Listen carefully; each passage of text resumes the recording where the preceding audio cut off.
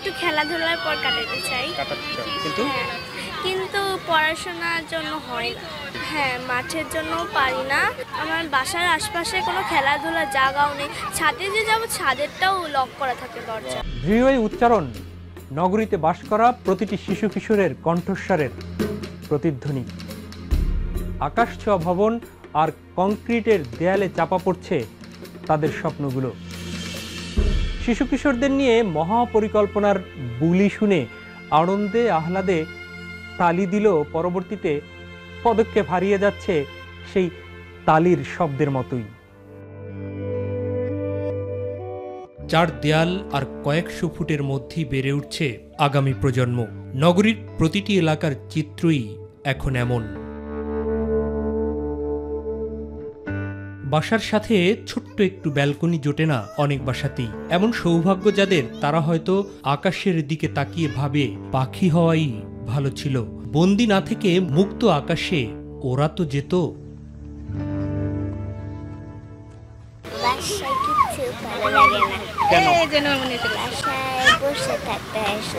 যেরকম বাসার ভিতরে বন্দি থাকে, ওরাও থাকতে থাকতে মানে ওদেরকেও মানে মেন্টালি ওরাও হতে পারে না, ডেভেলপ হতে পারে না। এই কারণে ওদেরকে একটু বাইরের পরিবেশে নিয়ে আসা দরকার।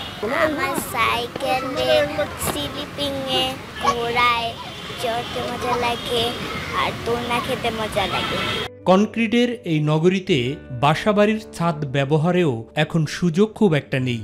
নিজেদের ফ্ল্যাট হলে হয়তো সে সুযোগ কিছুটা মেলে। ঢাকা শহরে বাসা তো একদম ছোট, এখানে তো সবাই ফ্ল্যাটের ভিতরে থাকে, যার যার বন্দি অবস্থায়। আমাদের বাসায় বলতে গেলে ছাদ নেই।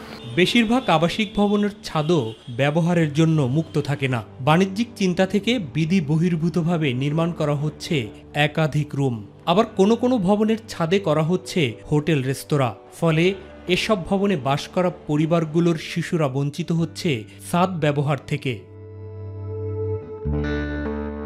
ছাদ কৃষি বা বাগান করার উদ্যোগ দু একজন ভবন মালিককে নিতে দেখা যাচ্ছে বর্তমান সময়ে।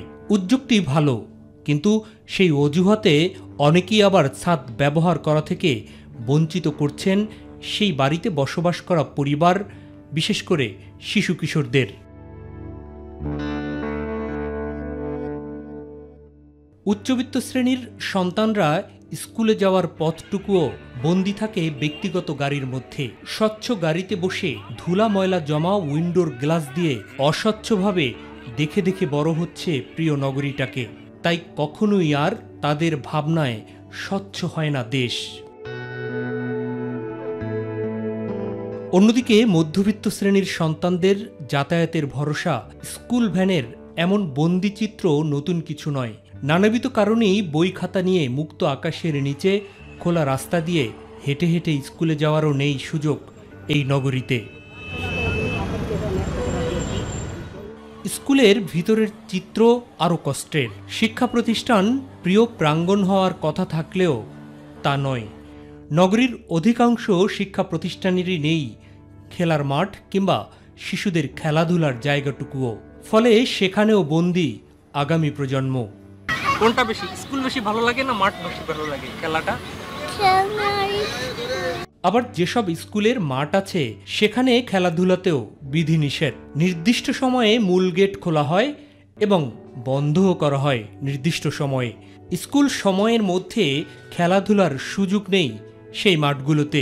ছুটি হওয়ার সাথে সাথেই বের হয়ে যেতে হয় মূল ফটক দিয়ে, কারণ পরের শিফটের শিক্ষার্থীরা অপেক্ষায় আছে স্কুলে প্রবেশের।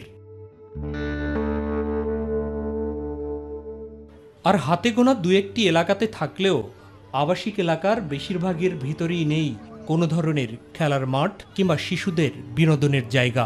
এখন তো সব পড়াশোনা উঠিয়েই দিয়েছে, যত প্রজেক্ট আর কি।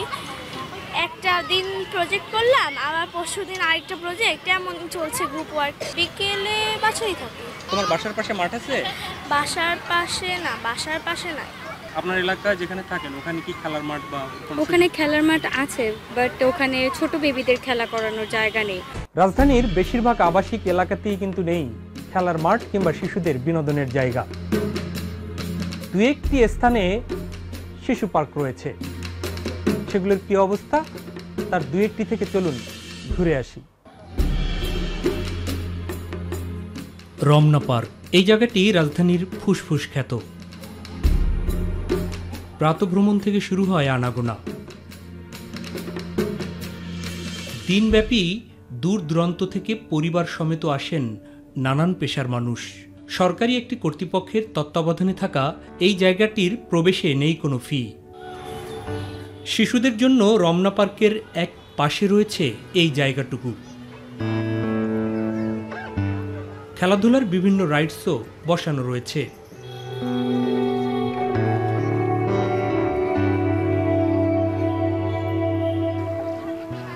এখানে এসে হাসি আর আনন্দে মেতে ওঠে প্রতিটি শিশু।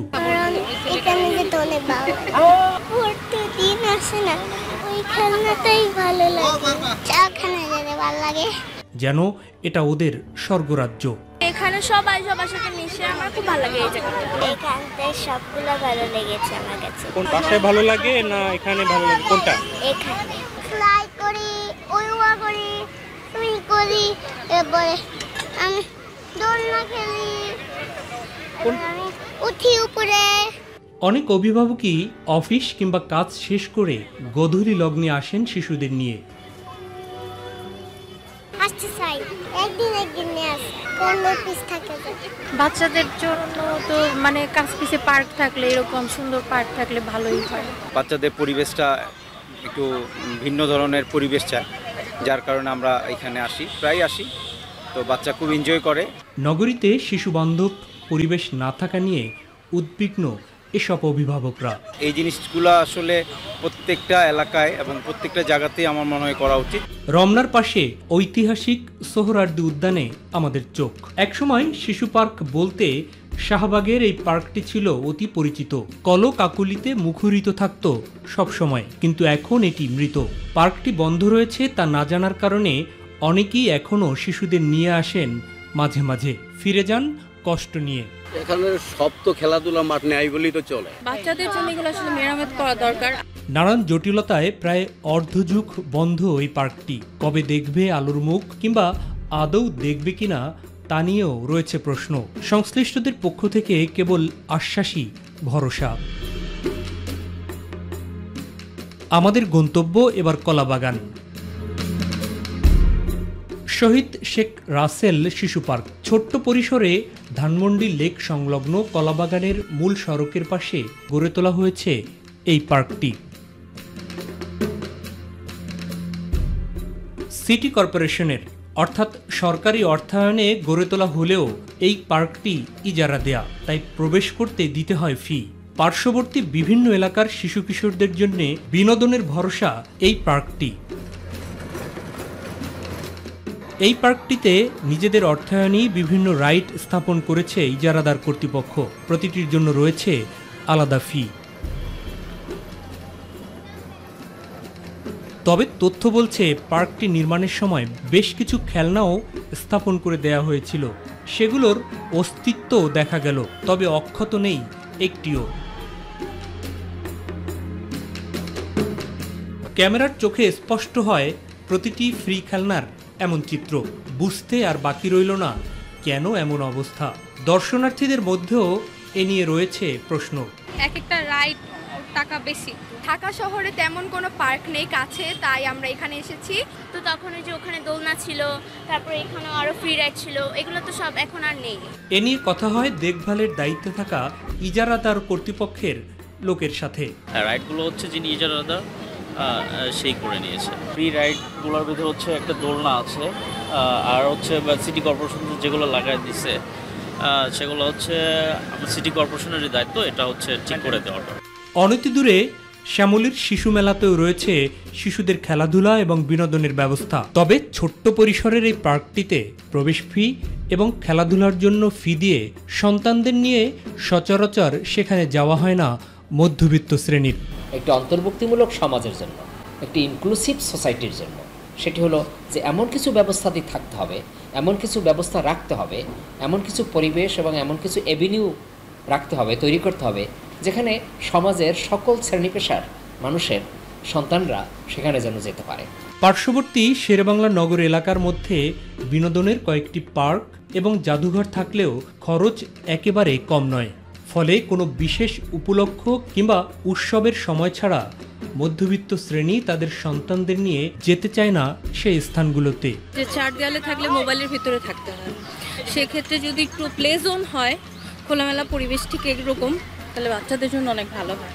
প্রয়োজনের তুলনায় যৎসামান্য হলেও নগরীর বিভিন্ন এলাকায় থাকা হাতে গোনা যে কয়টি পার্ক বা বিনোদনের স্থান রয়েছে তাতে প্রবেশ ফি ছাড়াও প্রতিটি রাইডের জন্য গুনতে হয় 50 থেকে 300 টাকা পর্যন্ত।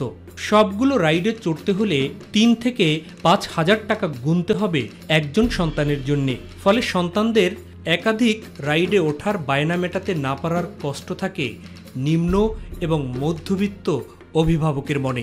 কমার্শিয়াল বেসিসে যখন করা হয় এবং যখন সেটিকে সকলের জন্য উন্মুক্ত যদি না করি, তখন একটি সমস্যা অনেক সময় হয়। সেটি হলো যে অনেক বৈষম্যের তৈরি হয়। সমাজের কিছু শ্রেণীর মানুষ তাদের সন্তানাদি তারা হয়তোবা সেখানে প্রবেশ অধিকার পাবে, আরেকটি শ্রেণীর মানুষ তারা পাবে না। প্রবাদে রয়েছে টাকা থাকলে নাকি বাঘের চোখও মেলে। উচ্চবিত্ত পরিবারে জন্মানো সন্তানদের জন্য বিনোদিত হতে টাকা কোনো সমস্যা নয়। রাজধানীর ভিতরে এবং রাজধানী সংলগ্ন এলাকায় এমন কিছু পার্ক এবং বিনোদন কেন্দ্র আছে যেখানে প্রবেশ করতে এবং সেখানের রাইড কিংবা টয়ে উঠতে যে পরিমাণ টাকা প্রয়োজন হয়, সে পরিমাণ টাকা দিয়ে তাতে যাওয়া মধ্যবিত্ত শ্রেণীর পক্ষে সম্ভব নয়। তবুও দু একটা উৎসবের সময় টাকা জমিয়ে সন্তানদেরকে নিয়ে যাওয়ার চেষ্টা করেন পরিবারগুলো, যদিও সবগুলো রাইডে ওঠানোর সৌভাগ্য কিন্তু হয় না তাদের।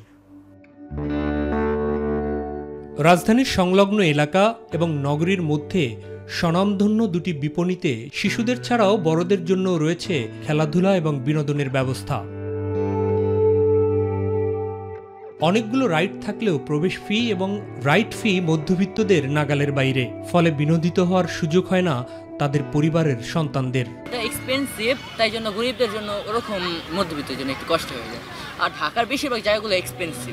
ঈদ কিংবা অন্য কোনো পর্বণে সন্তান সমেত গেলেও প্রতিটি রাইডে চড়া হয় না অল্প আয়ের মানুষের সন্তানদের, ফলে অতৃপ্তই থেকে যায় তাদের বাসনা। তো ওখানে অনেক সময় যে সব বেবিরা যেতে পারে না, বিল্ডিং এর মধ্যে থাকে, পাশে যেরকম ওখানেও সেই একই পরিবেশ। হ্যাঁ, কস্টলি তো অবশ্যই আছে। ওয়ার্ল্ডে গিয়েছিলাম, সেখানে আমার বেবিকে জাস্ট 3টা রাইডের মতো উঠানো হয়েছে, 1200-1500 টাকার মতো চলে গিয়েছে। এছাড়াও বর্তমান সময়ে নগরীর বিভিন্ন ছোটখাটো বিপণী কিংবা রেস্তোরাঁয় করা হয়েছে কিডস জোন, যা কেবলমাত্র বাণিজ্যিক উদ্দেশ্যেই স্বল্প বিনিয়োগে পকেট ভর্তি করার ফন্দি। টয়গুলো কয়েক সেকেন্ড ব্যবহারের বিনিময়ে হাতিয়ে নেওয়া হয় মোটা অঙ্কের টাকা, ফলে সেসব জায়গাও একসময় এড়িয়ে চলতে বাধ্য হন পকেট ফাঁকা থাকা সন্তানের অভিভাবকরা। ফলে বঞ্চিত হয় শিশু কিশোররাই। ইনডোর গেমটা অ্যাফোর্ডেবল না। কেন? কারণ সবার তো এখন সেই সামর্থ্যটা নাই। আমরা বিভিন্ন শ্রেণীরই মানুষ, মধ্যবিত্ত, বড়লোক, তার থেকে একটু গরিব, নিম্নবিত্ত। তো সবার ক্ষেত্রে তো অ্যাফোর্ড করা সম্ভব না যে আমরা ইনডোরে প্লে জোনে যেয়ে বাচ্চাদের সেই ইয়াটা ফুলফিল করাবো। স্রষ্টার দেয়া প্রাকৃতিক সকল ধরনের সুযোগ সুবিধা বঞ্চিত হচ্ছে নগরীতে বেড়ে ওঠা শিশু কিশোররা, আর এর পেছনে অন্যতম দায়ী হচ্ছে মানব সৃষ্ট কারণ।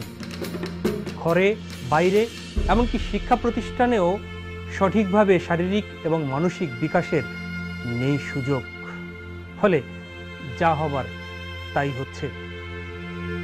শিশু কিশোররাও জড়িয়ে পড়ছে, আসক্ত হয়ে পড়ছে মাদকে, এমনকি নিজেদেরকে অনেক নেতিবাচক কাজের সাথেও তারা জড়িয়ে ফেলছে।